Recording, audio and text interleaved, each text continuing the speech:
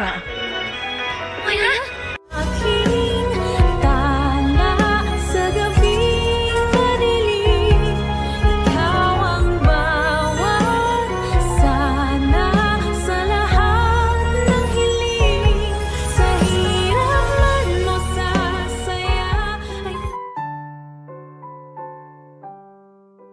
Ay, grabe talaga nangyayari ngayon sa abot kamay na pangarap na kung saan nga unang-unang pinakita dito is ito nga ang si Lindon at itong si Lynette is nag-uusap. And yes guys, ito nga si Lynette is tinatanong niya kung kamusta na itong si Lindon at tinanong nga niya actually directly na may gusto ka ba sa anak ko? And yes guys, ito si Lindon is nagulat as di makapaniwala. Ngunit makita mo kay Lindon na masaya siya, no? Actually umamin din siya. Sinabi nga niya na, opo, may gusto nga ako o may pagtingin ako sa anak ninyo.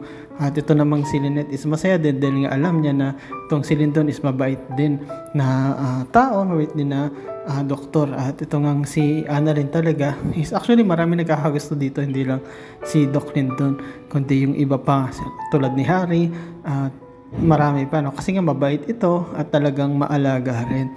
At ito nga si Giselle talagang stress na stress, no? Actually pati rin si RJ kasi nga di pa nila makita o hinahanap pa nila ito nga sila Moira, na kung saan ito nga si Moira pala is nasa Japan. Akala ng lahat is ito ay nasa US pero dito pala ito sa Japan. At dito nga guys, no, makita natin si Moira may kausap siya, isa sa mga tauhan ni Madam Mushi, na kung saan si Madam Mushi yung referral neto ni Carlos na tutulong daw dito kay Moira para magbago siya ng identity at patuloy na mag-stay doon sa Japan. Ngunit nakita siya ni Annalyn. Yes guys, nagulat si Annalyn bakit nandoon si Moira at nagtatanong nga ito sa kanyang isipan kung susundan ba niya ito o i-report niya sa nanay niya muna. Yes guys, abangan natin yung bang si Moira is mahuli na o makatakas pa rin.